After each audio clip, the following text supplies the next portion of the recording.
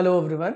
इस सेशन में हम डिस्कस करने वाले रिजर्व बैंक ऑफ इंडिया के important circular notification for the month of अगस्त 23। अच्छे लेवल के सर्कुलर नोटिफिकेशन रिलीज की रिजर्व बैंक ऑफ इंडिया ने इस मंथ के अंदर काफी नॉलेजेबल सेशन होने वाला है। बात को स्टार्ट करते हैं फर्स्ट प्रेस रिलीज से, इंपॉर्टेंट प्रेस रिलीज से, जो हुई 10th ऑफ अगस्त को। 8th ऑफ अगस्त को मॉनेटरी पॉलिसी कमेटी की मीटिंग बैठी और 10th ऑफ अगस्त को पॉलिसी के रेट्स को अनाउंस करा गया।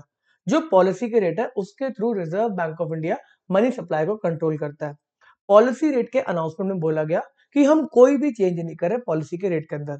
पॉलिसी के रेट में आता है repo rate, standing deposit facility rate, marginal standing facility rate या बैंक रेट। रेपो रेट को अनचेंज रखा गया 6.5% के ऊपर, standing deposit facility rate unchanged रहा 6.25% के ऊपर, marginal standing facility rate and bank rate unchanged रहा 6.75% के रेट के ऊपर। न्यूज यहाँ पे खत्म होती है, पॉलिसी रेट में कोई भी चेंज नहीं। बट हम डिस्कशन को थोड़ा डीप लेके जाएंगे और इन पॉलिसी रेट्स को समझेंगे, इनमें फर्क क्यों है, फर्क क्या है और क्यों है। बात को स्टार्ट करेंगे रेपो रेट से। अब अगर बैंक को पैसे को बोरो करना है रिजर्व बैंक ऑफ इंडिया से, तो रीपर्चेज अग्रीमेंट्स के थ्रू वो पैसे को बोरो कर सकता है। ये रीपर्चेज अग्रीमेंट क्या है? मैं एक असेट को भी किसी को दे दूंगा, जो भी लेंडर है, फाइनेंसर है। मैं कह दूं ये असेट तू खरीद ले मुझसे, अभी तेरा हो गया, और मैं इसको फ्यूचर डेट पे तेरे से रीपर्चेज कर लूंगा। अब जब मैं तेरे को ये बेच रहा हूँ, क्या कहते हैं, सिक्योरिटी, तो तू मेरे को पैसे दे, और एक फ्यूचर डेट पे मैं इसी एसेट को रीपर्चेज करके तेरे को पैसे को वापस कर दूंगा। ऑब्वियसली जो पैसा दिया जाएगा वो ज्यादा होगा, ये एक फाइनेंसिंग नेचर की ट्रांजेक्शन है। तो इसके अंदर क्या होता है, रेपो ऑपरेशंस के अंदर बैंक्स सिक्योरिटीज देते हैं रिजर्व बैंक ऑफ इंडिया को, रिजर्व बैंक ऑफ इंडिया पैसे दे देती है, और साथ में एक अग्रीमेंट होता है कि रीपर्चेज करी जाएंगी। ये सिक्योरिटीज बैंक रीपर्चेज करेगा फ्यूचर डेट में। फ्यूचर डेट में जब बैंक रीपर्चेज कर लेगा तो पैसे को वापस कर देगा। एक तरह का ये लेंडिंग का फंक्शन है, फाइनेंसिंग का ही तरीका है। चलो, इसमें रिजर्व बैंक ऑफ इंडिया जो रेट ऑफ इंटरेस्ट चार्ज करेगा उसको नाम दिया गया रेपो का रेट, रीपर्चेज एग्रीमेंट का रेट, जो कि है 6.5%। ओके जी, चलो जी सर, बात समझ में आती है। अच्छा, इस रेपो रेट के थ्रू बैंक ने पैसे को बोरो कर लिया। अगर बैंक को अपनी एक्सेस लिक्विडिटी कहीं पे पार्क करनी है तो वो स्टैंडिंग डिपॉजिट फैसिलिटी का यूज कर सकती है। डिपॉजिट का मतलब पता है ना, पैसा डिपॉजिट करा जा रहा है। तो बैंक के लिए एसडीएफ की फैसिलिटी रहेगी कि आप अपने एक्सेस पैसे को आरबीआई के पास डिपॉजिट कर दो। तो इसका रेट है 6.25%। आप बैंक के पर्सपेक्टिव से सोचो, बैंक को अगर पैसा डिपॉजिट करना है, पैसा रखेगी आरबीआई के पास, तो 6.25% मिलेगा। अगर बैंक को बोरो करना है आरबीआई से, तो 6.5% का इंटरेस्ट देना पड़ेगा। सेम चीज तो हमारे साथ भी होती है ना, जब हम एफडी कराने जाते हैं हमें 7.5% मिलता है इंटरेस्ट। वहीं अगर हम लोन लेने जाते हैं तो हमें 9% के हिसाब से लोन मिलता है। बीच में कुछ कमाई करता है ना बैंक, सेम चीज आरबीआई भी करता है, थोड़ी बहुत कमाई करता है।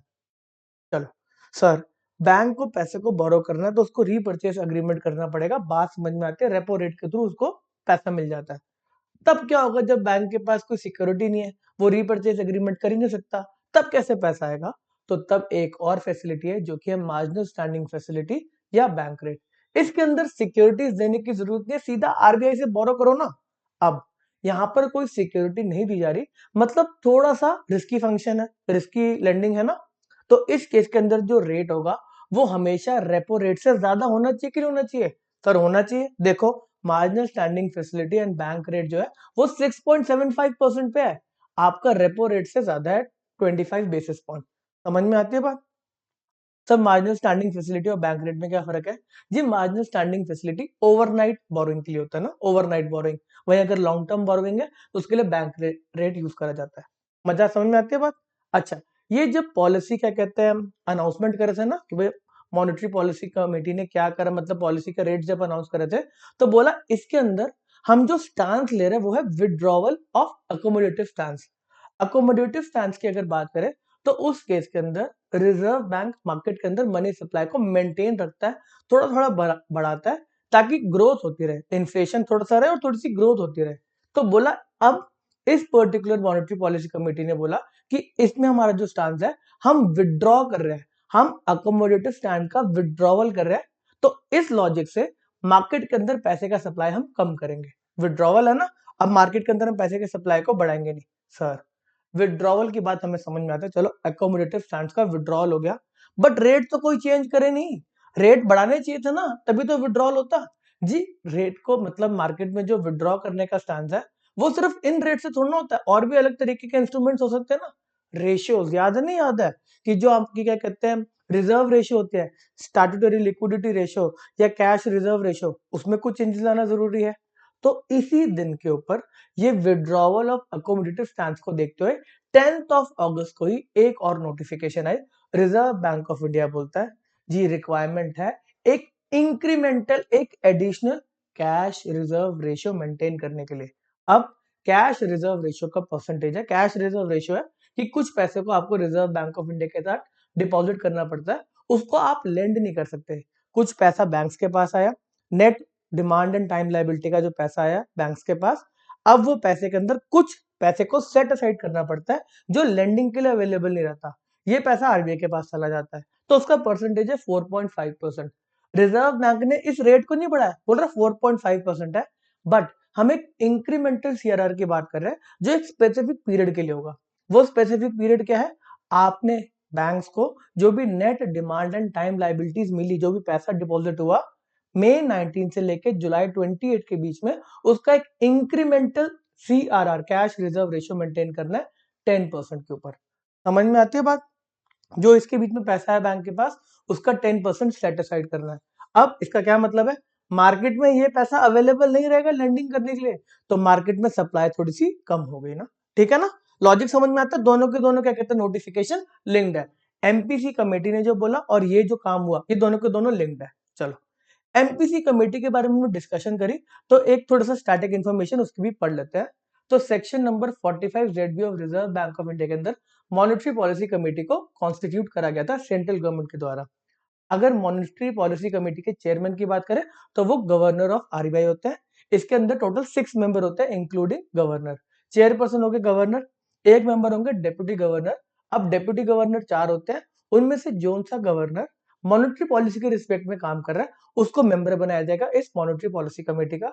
एक मेंबर नॉमिनेट होगा सेंट्रल बोर्ड ऑफ आरबीआई के द्वारा, और बाकी के रिमेनिंग 3 मेंबर जो है वो सेंट्रल गवर्नमेंट अपॉइंट करेगी। किसके रिकमेंडेशन पे? सर्च कम सिलेक्शन कमेटी के रिकमेंडेशन के ऊपर। ठीक है जी, समझ में आती है? ये मॉनेटरी पॉलिसी कमेटी 4 बार मिलेगी एक साल के अंदर। जो मिनिमम कोरम रहेगा एक मीटिंग को कन्वीन करने के लिए वो 4 मेंबर्स का रहेगा। 4 मेंबर प्रेजेंट होने चाहिए तभी मीटिंग वगैरह होगी। जो ये 3 मेंबर अपॉइंट करे जाते हैं ना सेंट्रल गवर्नमेंट के द्वारा, वो 4 साल के लिए होते हैं और इनका रीअपॉइंटमेंट नहीं हो सकता। और ये जो मेंबर अपॉइंट करे जाएंगे 3 मेंबर, ये मतलब इनके पास नॉलेज होगी इकोनॉमिक्स की, बैंक की, फाइनेंस की, उन्हीं को अपॉइंट करेंगे। अभी की बात करें तो आईआईएम के कुछ प्रोफेसर हैं उनको अपॉइंट कर रखा है एक आधा, सबके नाम तो नहीं याद मेरे को, एक तो है जो आईआईएम के प्रोफेसर है। ओके जी, चलो जी बात को स्टार्ट करते हैं, आगे लेके जाते हैं। 2 न्यूज होगी हमारी, एक ही साथ 2 न्यूज होगी, रिलेटेड न्यूज होगी हमारी। चलो, थर्ड न्यूज आती है। आरबीआई ने लॉन्च किया एक पोर्टल, उद्गम पोर्टल। इसका पर्पस क्या है, जो अनक्लेम डिपॉजिट्स है ना, अनक्लेम डिपॉजिट्स का एक रिपोजिटरी बनाएगी कि लोग वहां पे जाके चेक कर सके। मल्टीपल बैंक रिपोर्ट करेंगे अपने अनक्लेम डिपॉजिट्स को और वहां पे जाके आप चेक कर सकते हैं जी मेरा कोई पैसा तो अनक्लेम नहीं रह गया। The governor Reserve Bank of India launch a centralised web portal. Centralise है, सारे बैंक इसमें रिपोर्ट करेंगे। उद्गम पोर्टल, इसकी फुल फॉर्म देखे तो क्या है, ये उद्गम नाम कैसा है, unclaimed deposits gateway to access information. Information में से आई को नहीं लिया, एम ले लिया ना। आई लेता तो ना उदगई पोर्टल हो जाता ना, नाम अच्छा नहीं लगता, तो इन्होंने लिखा नाम उद्गम। इंफॉर्मेशन में से एम को लिया, ठीक है ना। Unclaimed deposit gateway to access information.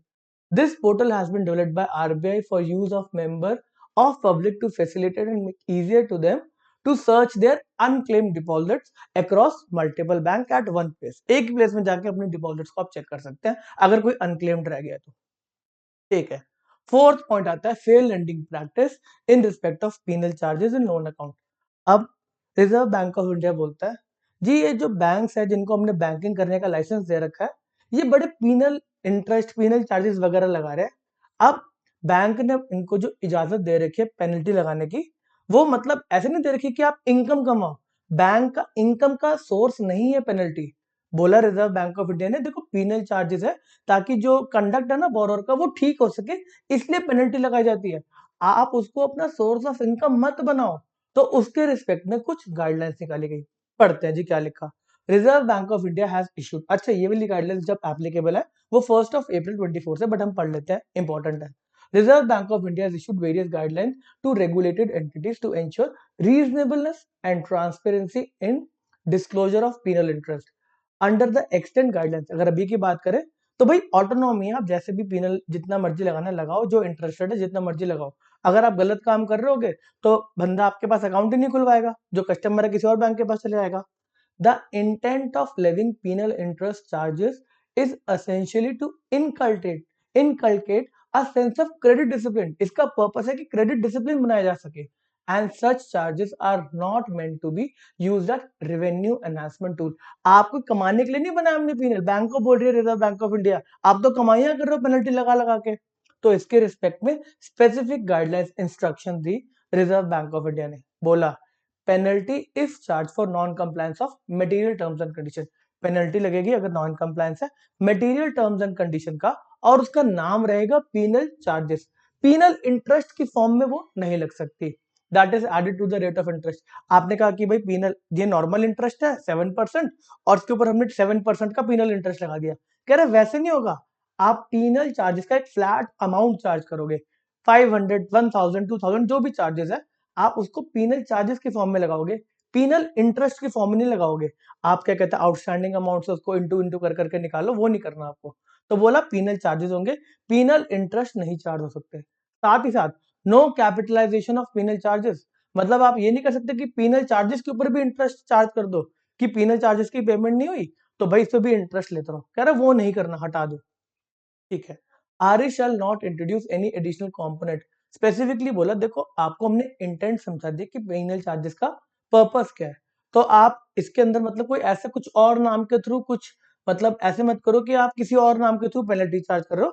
तो कह रहा है बोथ लेटर एंड स्पिरिट, आप स्पिरिट को समझो कि पीनल चार्जेस किससे लगाए जाते हैं, आप कोई और नाम लगा के कि नहीं जी इसका नाम पीनल नहीं है, इसका नाम कुछ और है, और फिर भी आप लोगों पे चार्ज करते रहो। कह रहा है वो काम मत करना, ठीक है। इस गाइडलाइन ने बोला, इस इंस्ट्रक्शन ने बोला, ठीक है। The regulated entity shall formulate, specifically बोला गया कि बोर्ड अप्रूव पॉलिसी बनाई जाएगी पीनल चार्जेस के ऊपर, ठीक है ना। बोर्ड अप्रूव करेगा, कोई दिक्कत होगी तो बोर्ड को बुलाया जाएगा, जी आपने अप्रूव करी है, ये गलत सी आपने क्या कहते हैं पॉलिसी क्यों अप्रूव कर दी। The quantum of penal charges shall be reasonable, ठीक है जी।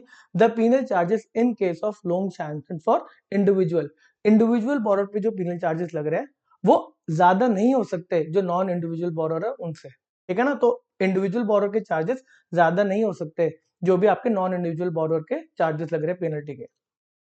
ओके जी, ओके जी, ओके जी। The quantum and reason of penal charges shall be clearly disclose. अगर कोई भी कम्युनिकेशन वगैरह भी अगर हो रहा है कि नॉन कंप्लायंस है तो उसके साथ भी आपको पीनल चार्जेस के रिस्पेक्ट में कि कितने चार्जेस हैं वो भी कम्युनिकेट करना है। जी नॉन कंप्लायंस हो रहा है जी पेनल्टी लग सकती है, इस लेटर के अंदर आपको ये भी लिखना है कि पीनल चार्जेस कितने होंगे। ओके जी, चलो। फिफ्थ न्यूज आते हैं enhancing transaction limit for small value digital payment in offline mode.